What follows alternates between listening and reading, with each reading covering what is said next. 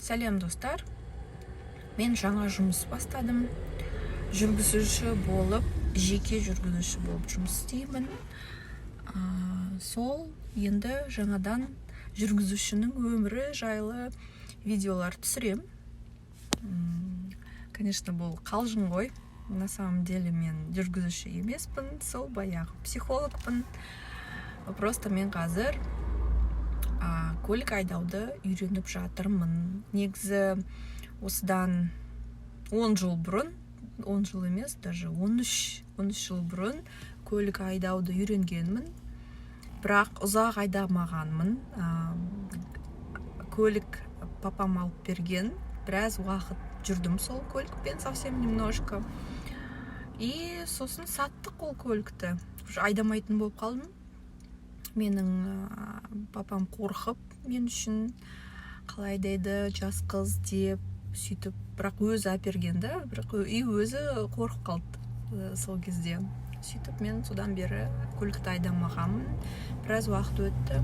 И қазір жаңадан үйреніп жатырмын.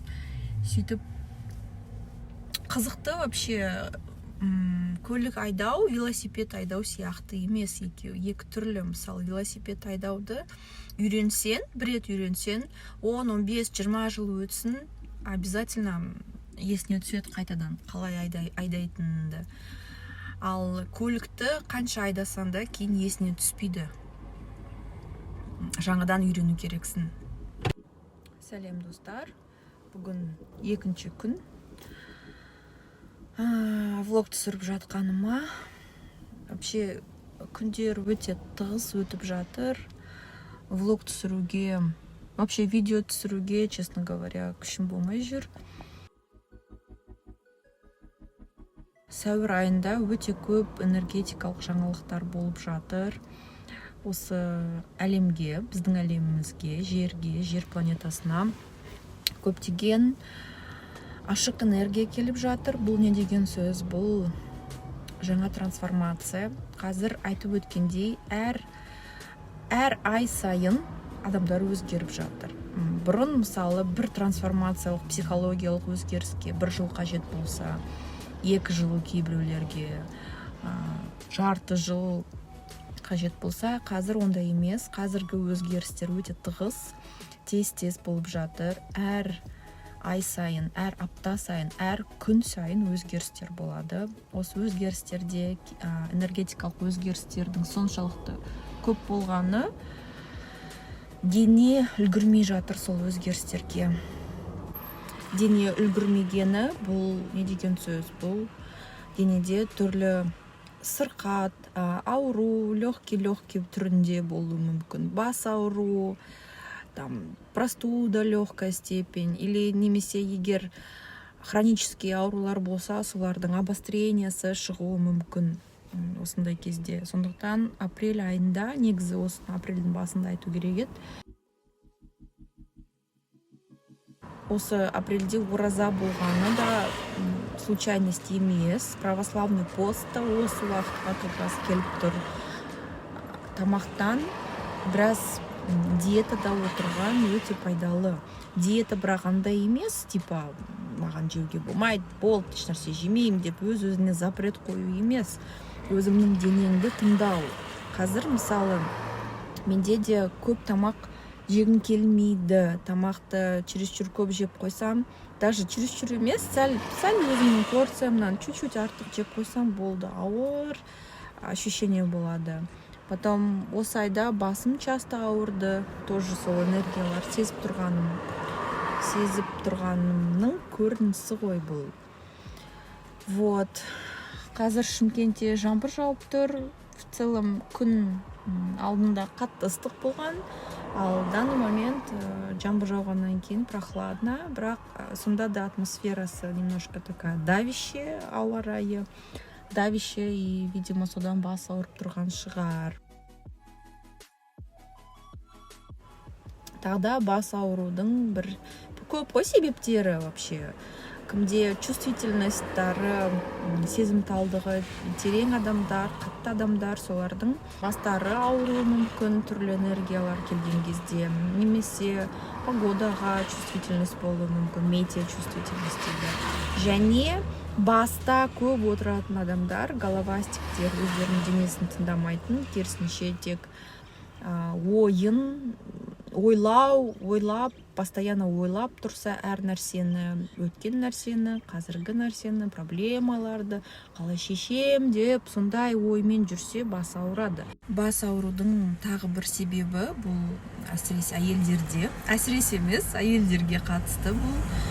Егер айдың ішінде бізде өзіміздің циклдарымыз бар, әр әйелдің, сол айдың ішінде егер әйел өзін алдап жүрсе, өзі біліп тұрып алдап атса, өзін шын мәнінде эмоциясы қандай болса, сол эмоцияны шығармаса, өзін подавлять етіп жүрсе, басып жүрсе, өзінің желаниясын орындамаса, именно өзімен келіспесе, өзін қинаса, өзін ұрысса, қабылдамаса, өзімен конфликтте болса, ол кезде, когда уже біздің өзіміздің месячныйларымыз келген кезде, месячныйдың алдында синдром, предменструальный синдром болады.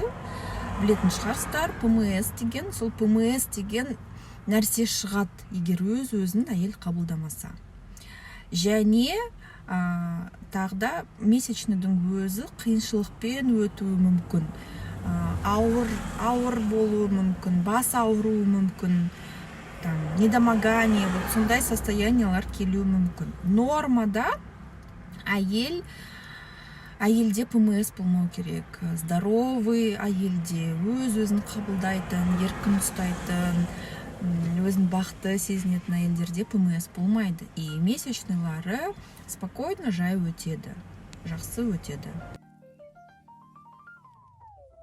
Жаңа энергия деген не ол? Жаңа энергия бұл махаббат арқылы, осы сіздің жүрек центріңіз арқылы шешім қабылдаған маңыздылығы деген сөз. Кез келген жағдайды, ситуацияны сезу керек. Любой мелочь болсын. Мен мына нәрсені қазір істегім келеді ма, істегім келмей ма? Мынаны жегім келе ма, жегім келмейді. Мынау адаммен кездескім келе ма, кездескім келмей ма? Соны, не болып кетті. Авария болайын деп қалды ғой, Құдай сақтасын. Короче, өзіңіздің жүрегіңізді сезген маңызды. Жүрегіңізге, жаныңызға сұрақ қойған маңызды. Мен қазір осыны істеймін ба? Сезіп, өзіңіздің сезімталдығыңызды развивать еткен маңызды, жетілдірген маңызды. Потому что келешек деген кезде алдыңғы жылдар емес, буквально қазір уже көп шешімдерді біз тек сезім арқылы қабылдай аламыз. Көп ситуацияларды уже оймен шешім қабылдау мүмкін емес болып тұр. Потому что ойдың артынан барсан, жоғалып кетесің уже жүрек арқылы. Жүрек деген кезде ол сердечный центр дейді. Осы біздің жүрек центріміз. Сол центрде ответтер келеді, бізге жауаптар келеді, өзімізге маңызды сұрақтар қойған кезде осы жерден жауап келеді. Сол жауапты тыңдау үшін, есту үшін өзіңді жаттықтырған маңызды. Сол кішкентай ситуациядан бастап.